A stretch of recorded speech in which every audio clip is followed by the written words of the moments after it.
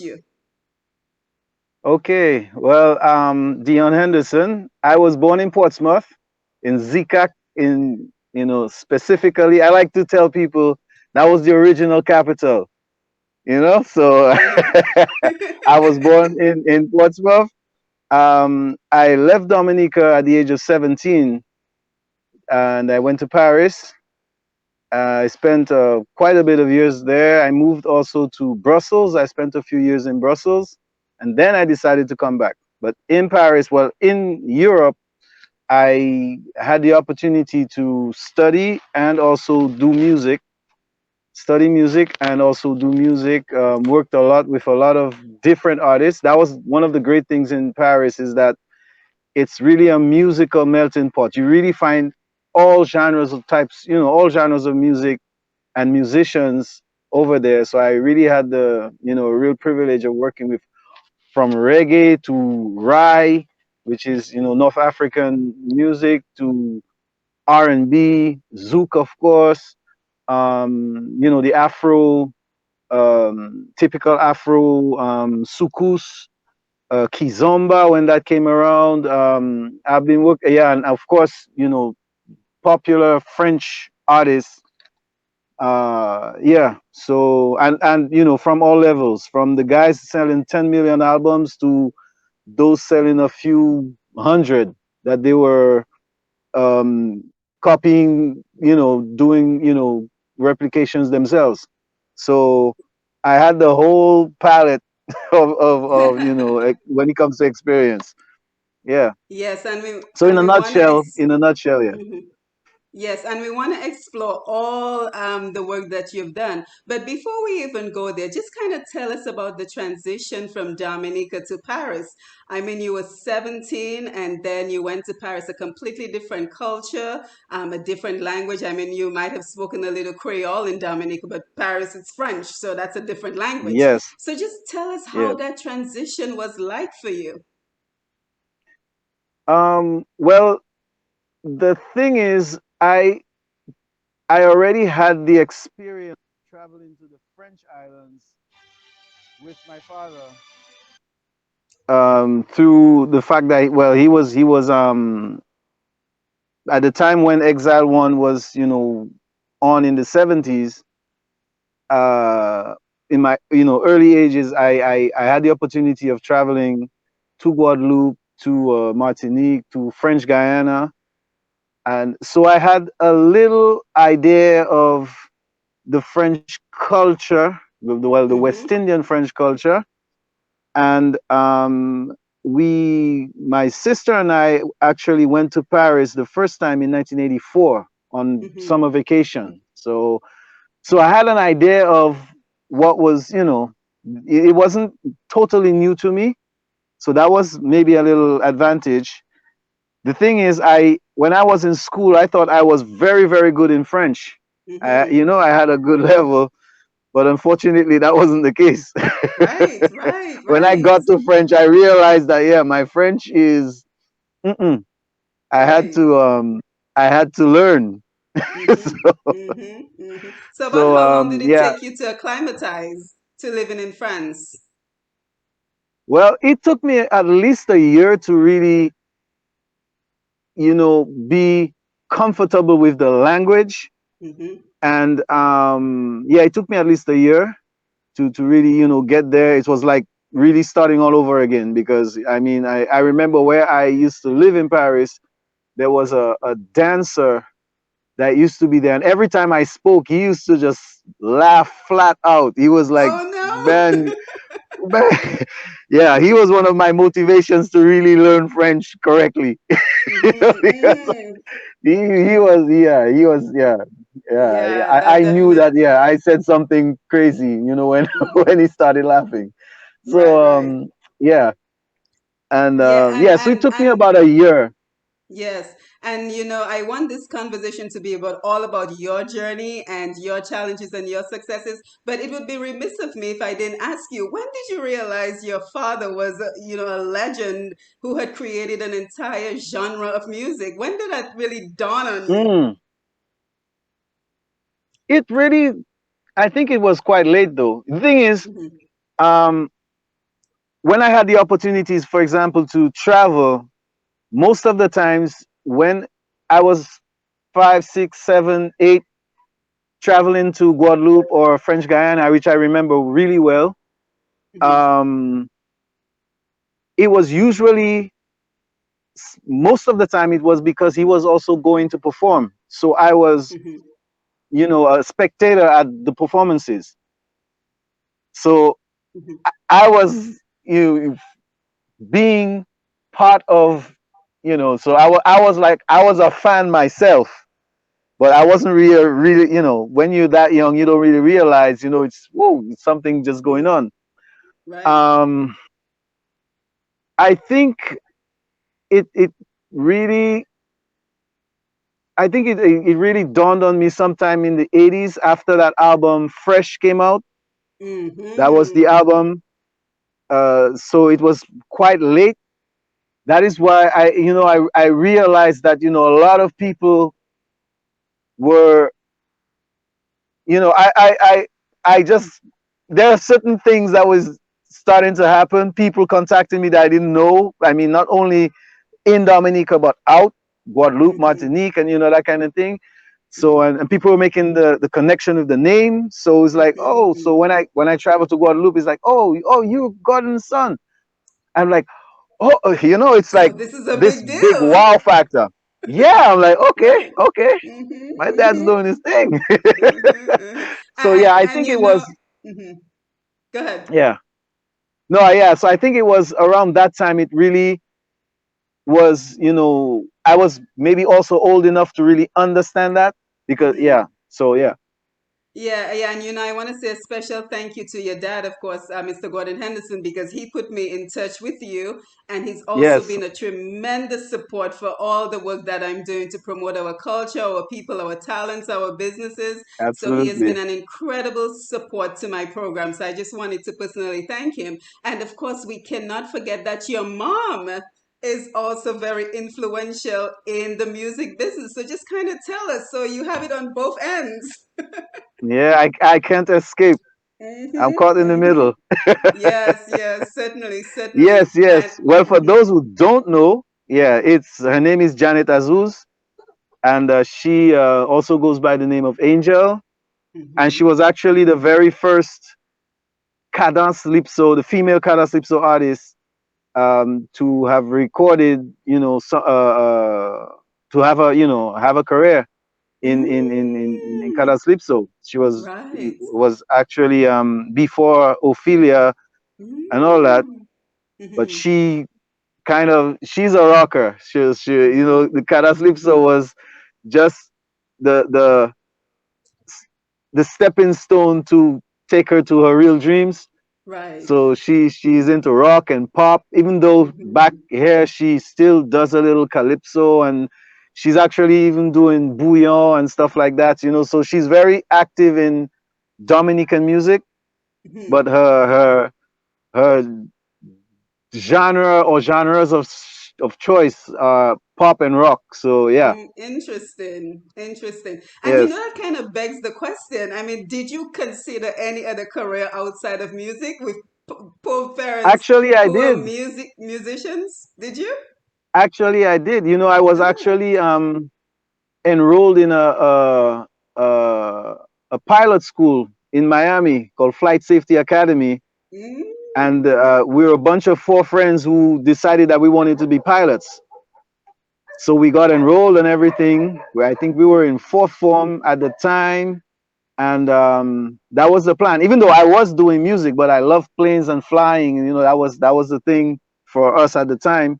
Mhm, But I went to Paris finally, so that didn't happen. And but it mhm. was not too bad because two out of the four became pilots. So I Mm. think we had a good score. We had a Yeah, 50-50 yeah, success yeah. I story. think you couldn't deny your DNA. The DNA was just calling you back to music. That's the thing. That's the thing. That's the thing. I couldn't help it. Yeah, so for anyone who's just joining us, we're speaking to Mr. Dion Henderson out of Dominica. He's the CEO and founder of, let's make sure I get your label correct, Funk Data Music Entertainment. I love Funky. that name. Funky. Funky Data. Funky Data. Yes, I love that name, and you're gonna Yeah. have to tell us why Thank you. you came up with that name. And he's also the new director. Well, I'm not sure how long you've been there, but the director of Alias Francaise Dominica. So we have a lot to talk about this evening, Dion. But I also know that you're a graduate of, let's make sure I get it right, the American School of Paris and Modern Music. So why was it important for you to receive formal training in the music industry? Um, well, there are a few reasons. I my last year when I got to Paris, it was my last year of high school. So I went to an American school, it was the American School of Paris, and well, seeing that music was predominant in me, I automatically gravitated to all the music subjects. So there was an electronic music subject, there was the jazz band, there was what they call music appreciation, where we used to kind of study um, um, classical music and that kind of thing. But I was more into the technical part. I always like that technical part, playing around with, with the computers and the synthesizers and stuff like that. So I was automatically referred when I finished my last year. I was referred directly to the American School of Modern Music, where I was supposed to learn to master being a pianist. But I think that I'm not very disciplined to be a an accomplished pianist, Mm-hmm. you know. So because I was like, okay, I really love playing the piano, because actually my first instrument of choice was the guitar. When I wanted to learn an instrument, I actually went to the summer school program and I wanted to learn the guitar, but I'm left-handed. So Mm-hmm. I took the guitar and I turned it's upside down, and the tutor held his head. He's like, "Oh no, oh no, I'm not gonna change the strings for you. That's not gonna happen. So you'll have to learn the organ." It wasn't even a piano; it was actually an organ, because it was a church. It was in church. So I'm like, okay, okay, no problem. I'll do that. So that's how I ended up, being on the pianos, playing keyboards. But seeing that I was very interested in the technical part of the sound, I told my dad, you know what? I don't think I'll be able to, you know, um, stay in and learn to be, an accomplished pianist. I don't think that's gonna really serve me that much. Mm-hmm. But I really do like, the technical part. I like being in the studio. I like, and actually, like the first week I got to Paris in 1987, the next week my dad was recording an album which is called It's Not Over. And I went, so my first week in Paris, I was in the studio with him. He was producing this new album. So I'm like, wow, great. This is Mm-hmm. what I kind of like. I like, touching the knobs and, getting the sound. And I was, very intrigued by that. So I told him, you know what, I think I'll prefer going that route. So he's like, okay, no problem. And that's what, we actually did. And when I finished, he actually bought me a studio with, the real console, the 24 track tape machine, and that kind of thing. It's like, okay, now you finish doing what you say you wanted to learn, Mm-hmm. put it into action now. Mm-hmm. Here's the studio, start working. you know. Mm-hmm. And how So did that work out? it was all right. We actually did the album 2020 on, in that environment, on that studio that he bought from me. So Mm-hmm. the song, the album 2020 was done with me. Mm-hmm. I was not yet producing with Exile One. It was more on the engineering side. It was Mm-hmm. it was a challenge, because I mean, we're working with Exile One, So, Mm-hmm. I know that's a but big but the deal. guys were really cool, and I had a friend who was a live sound engineer at the time, who was with me. So, and that used to work with Exile One on the road. So he helped me out a lot. working with, in the studio and that kind of thing. So it was quite an experience. We did quite a few projects um, um, with the studio, Mm-hmm. and then I kind of moved from producing Caribbean, especially the zouk music, to R&B and soul artists and stuff like that in Paris. So it was like, it was like an evolution Mm-hmm. to what I Mm-hmm. was doing. It was a different environment, different culture. Um, I was at the start of what was considered the French R&B era. I worked with quite a bit of the artists at the time that was really emerging, and they were starting to discover R&B coming from the US. And seeing that I was producing music. A lot of them came to me because they had the impression that I was from the US Right. speaking English. So And you didn't dispute I was it. like, oh, yeah, yeah. They all knew that I was from Dominica, but as long as I speak English, it's like, Mm-hmm. okay, yeah, you're American, man. As long as you speak English in Paris, you're American. So Right. right. So that was So I that was guess that so. was quite interesting. Yeah, so I guess in general, did you have a very positive experience working in the music industry in Paris? Oh yeah, You absolutely, learned a lot? absolutely. I learned Mm-hmm. a lot, a lot. I learned a Mm-hmm. lot. Mm-hmm. Yeah, and especially the the fact that um I was involved in many different genres also that helped me understand certain things and helped me to fuse things also. Mm-hmm. So uh doing zouk with an artist, I could do certain things that you normally do in R&B or in reggae that would actually fit in and make it different because um everyone in Paris, when I used to make zouk songs, everyone knew it was me because Mm-hmm. you know and on top of that, I used to tell them all the time, um the way you listen to zouk is not the way, or the way you hear zouk and you feel zouk is not the way that I do, because my Mm-hmm. culture, raising up in Dominica, I was there for 17 years, so I Mm-hmm. had that Dominican Foundation. feel. Right. Right, exactly. Mm-hmm. When Mm-hmm. I hear zouk, I recreated the way that I feel it. Even though I try my best to sound as close to the genre as possible, there Mm-hmm. will always be something different because I feel it differently. So I replay it differently, Mm-hmm. sometimes. Right, So, right. yeah. Yeah, and of course we're looking forward to the interaction of the audience as well. We have quite a few people on the live with us. We have Rosalind, Oh, that's great. Sevrep, Princess, Nistadi, Juliana Alexander, my mom, Medina Senhouse, Evelina Blah is here with us. So we have quite Wow. a number. Noreen Labad is here. So we have quite a few people on the live. So we're looking forward to your interaction. So a few people have Absolutely. said, congratulations. Someone shout out your mom and Janet Azu's son. So they're proud of, your Yeah, yeah. Dominican heritage. That, So, that's a secret that just jumped out of the bag, right? oh, is it? Is it? Because I saw you there on there are Ronnie's quite a program on few people. Friday.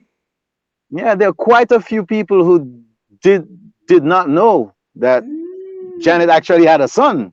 okay, So interesting. Why is that? yeah, yeah, yeah. Why is that? Because she's 17. Oh, I understand. You understand? Yeah, Yes, yes, yes. right. Definitely. So Hmm. maybe Well, 18 we're now, happy to maybe 18 know. now. Yes, yes. She looks really young, so I That's understand. what I'm talking. Exactly. Yes, so you made another very interesting transition from Paris after 25 years. You decided to move back to Dominica. Was that a difficult decision for you? Um, it wasn't really difficult. When I was getting close to about 20 years in Paris, I don't know, but maybe that doesn't really happen to everyone, but it kind of, I was getting fed up with Paris, Mm-hmm. so to speak.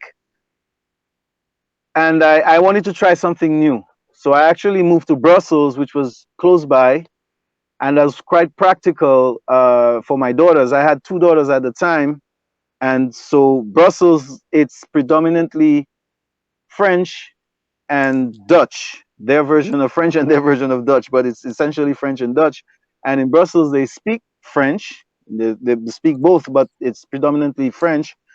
So it was for me, and it's the lifestyle is different. It's totally different. But so we have the language. So I said, okay, let me try to see if it's just maybe I just want to take a break from Paris and move to Brussels. But I was actually still working in Paris. So I used to come down every week to Paris. It's a 3 hour drive or about an hour and 20 minutes by train, the express train. So I spent about 4 years over there, close to 4.5 years.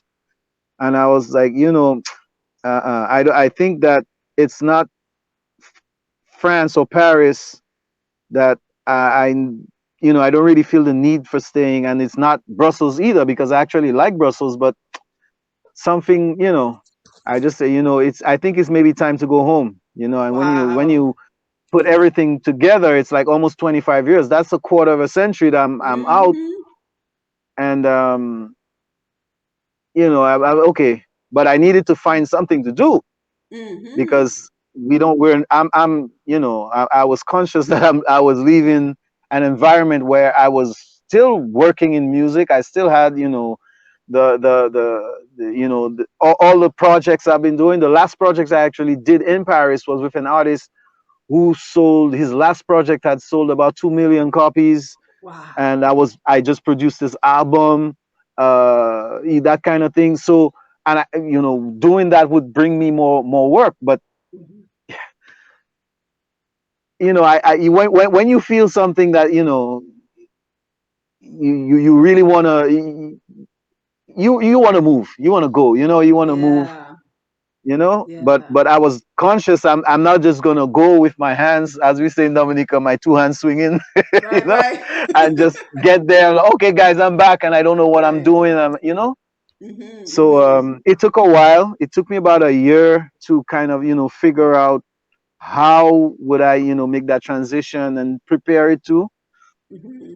But and I finally got to Dominica in December of 2013, Mm-hmm. and I haven't regretted since.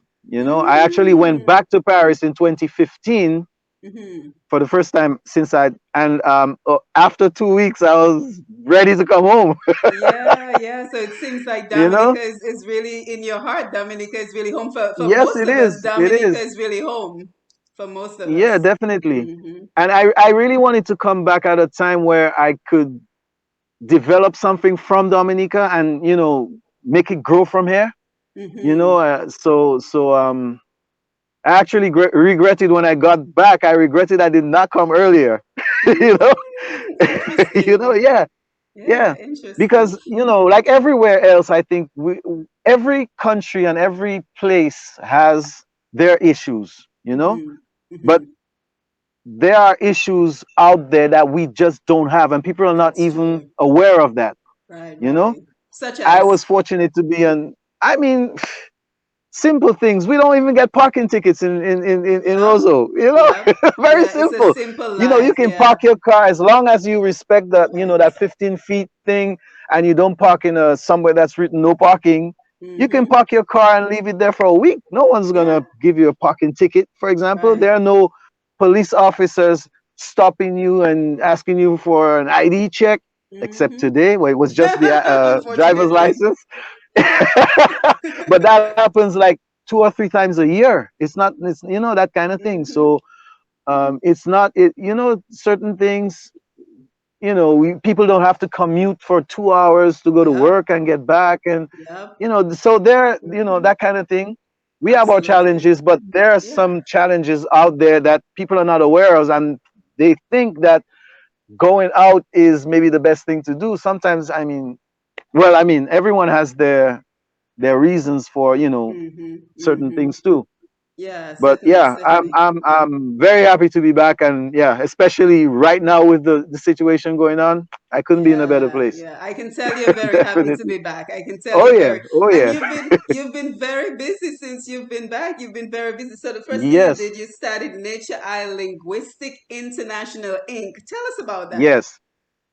Yeah, well, this is that was one of the things I thought about doing back in Dominica. When I was in Paris, especially Paris and Brussels, the last 5 to 7 years, um, on my summer breaks, when summertime came around, I used to teach English to French children, French kids in the UK. So I used to pick them up in Paris, France. We used to travel by train to the UK, go on this beachside resort on the northeast of the UK, and for about 2 months with 2 week intervals, um, I used to teach English. So I was an English teacher in the summertime. And when I actually got to the UK the first time, I was like, but this is something we can do in Dominica. Mm-hmm. We have the beaches, we speak English, and we have actually good weather, which is not necessarily the case in the UK, Mm-hmm. you know? Mm-hmm. So why, with my partner at the time, I told her, hey, this is what I want to do. If I'm moving back to the Caribbean, I want to do something like that. We should be able to attract people that want to learn English, they want to be on vacation and be in a nice environment, a vacation environment. So, okay, great. So we spent a few years perfecting that, trying to get things and projects together. And when we got to Dominica, actually a year before we got to Dominica, I had the company created. So we got to Dominica and we started, marketing, going to trade shows and trying to convince people come to Dominica to learn English and on vacation. Mm-hmm. So That's a that was great the idea. idea. So Mm-hmm. right. So Mm-hmm. what really happened is that there are a few schools from Guadeloupe and Martinique that started seeing our ads and our promo, Mm-hmm. and they contacted us for school trips, which was very close to what we were doing. The only thing is that we were doing those programs in the summertime or school breaks, and the school trips, like I don't know if you remember back in the day in Dominica, there were always a French school walking around Roseau Yes, and the yes, buses going up yes, and down, and yes. that was during Mm-hmm. our school time. Mm-hmm. So the French system actually has part of the system is that the schools they are encouraged to travel. That's part Mm-hmm. of the whole education system on the French educational system. Mm-hmm. So the few schools started contacting us to organize those kind of school trips for them. So I was like, wow, great. So we slowly started working a lot with the French schools, primary and secondary schools in Guadeloupe, Martinique, even French Guyana, Saint Martin, and we were organizing the their trips to Dominica, and it was a complete package. So we would take care of everything from the regional travel to the accommodation, take them to schools. Like, so we would integrate a primary school if it was a primary school coming in, a class, integrate a primary school in Dominica, like every morning and every afternoon, we would take them on excursions and discover the island, different parts of the island, the cultural and historical sites and stuff like that. And that was working pretty well. And then we started getting demands for other islands. So some schools Mm. wanted to go to St. Lucia, some wanted to go to Barbados, some wanted to go to St. Vincent, Grenada. So we expanded. Yeah, that's how that came about. So unfortunately, after Erica, Tropical Storm Erica, the activity slowed down because of the damage Mm-hmm. in Dominica. So we started doing a lot of school exchanges with St. Lucia Mhm. and Barbados. We did those two islands quite a bit. Mhm. And after Maria, that It's always it's well, always here something, we go. man. Here we Always go again. something. Yes. Right. Hmm. And when everything was really starting to come back to COVID normal, 19. COVID-19 showed its face. So Yep. yes, yeah. So yeah, and we expanded the activity to not only trips but also internships for older students Hmm. to come in, be it like hotel and restaurant, Hmm. medical, communication. So we worked with DBS Radio, for example. So those who were into when it comes to the communication side. Yeah, so we did that kind of thing. We worked with Hmm. a few establishments in Guadeloupe and Martinique. With people wanted to do that internship programs. Hmm. So we took care of that. Take used to take care of all their beat accommodation, the follow ups with the curriculum and stuff like all that kind of thing. So yeah, Hmm.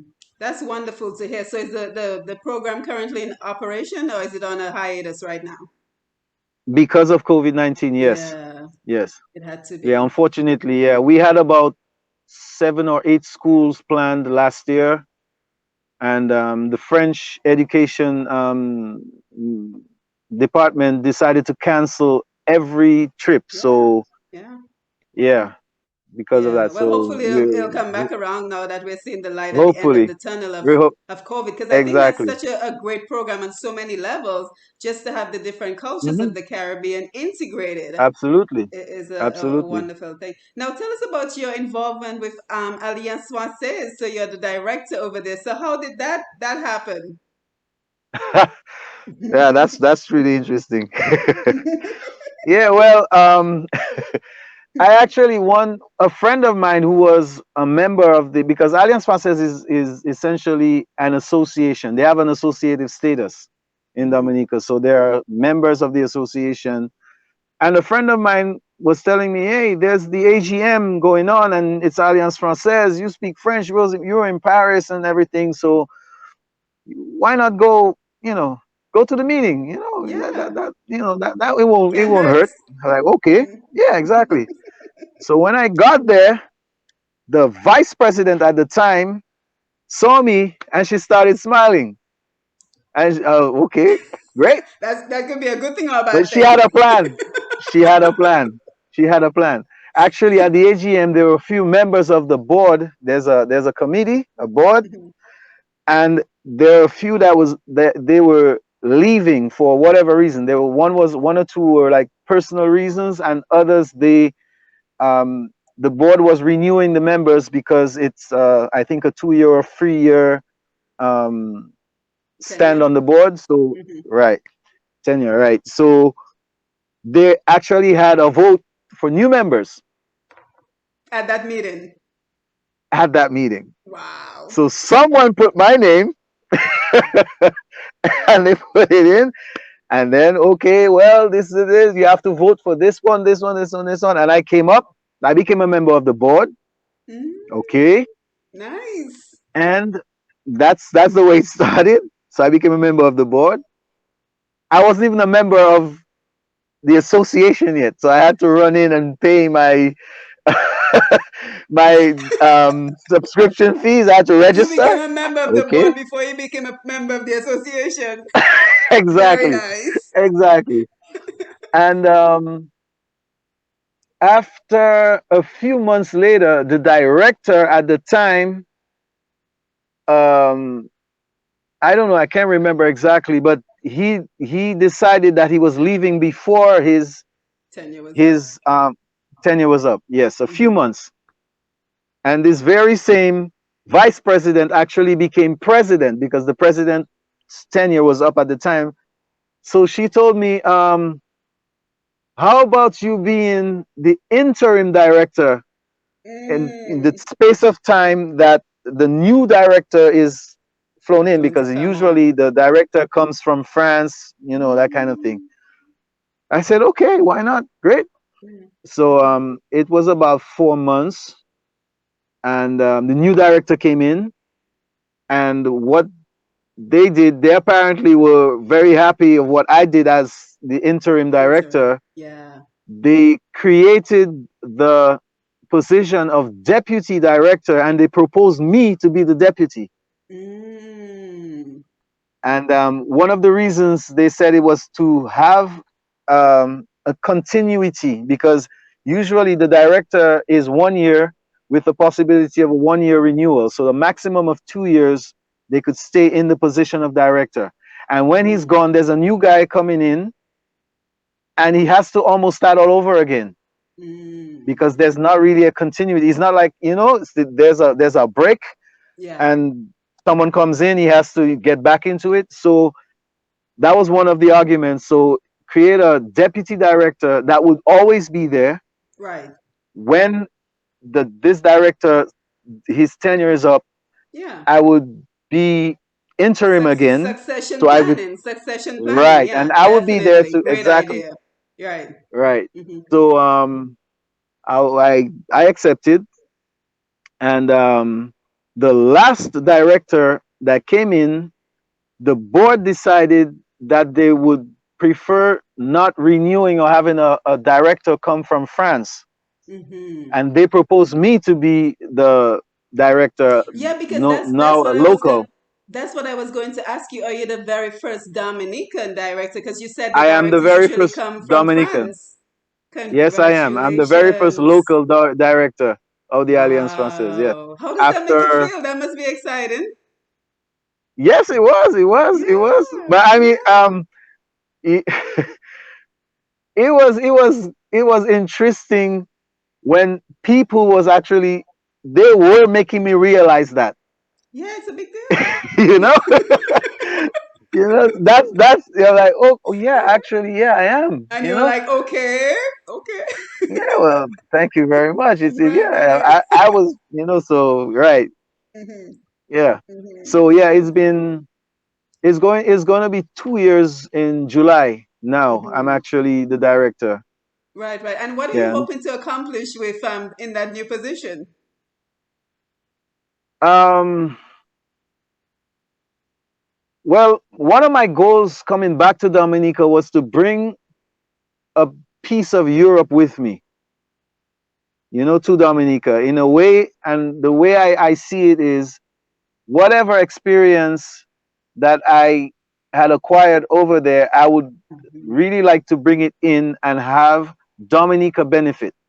Right, So my position in Dominica as the director of Alliance Francaise is to use Alliance Francaise to have Dominica benefit some of what I have or I had acquired in France. right. So it's Absolutely. actually the The bridge. it's kind of, yeah, it Hmm. it Alliance Process permits me to do that in that way.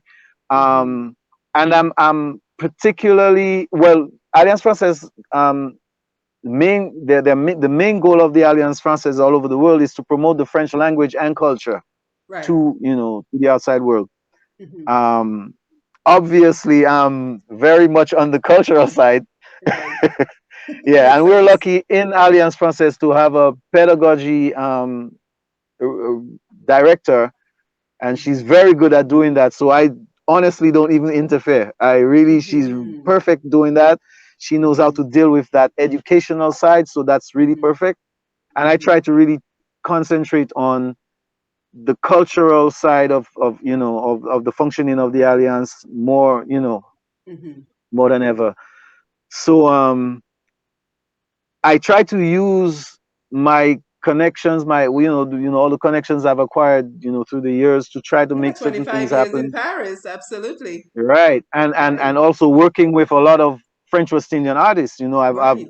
apart from working with the R&B and the top Hmm. major French artists, I did work with a lot of Zouk artists, Hmm. Creole artists, that kind of thing. So um, well, um, this Creole presenter Mia. Mila Joseph, that does Mm-hmm. the Yes, yes, yes, radio yes. show. Yeah, She DBS. Mm-hmm. always teases me, exactly. She always teases me, telling me that I no longer speak Dominican Creole. I speak Guadeloupe Creole because I was really part of, Exposed to I was part of that everything. community, exactly. Right, right. Mm-hmm. So I told her, well, Creole is Creole. The important thing is Mm-hmm. that you understand me, You right? understand what I'm saying? I was about to say the same thing. The Right, most important thing is she can understand you, right?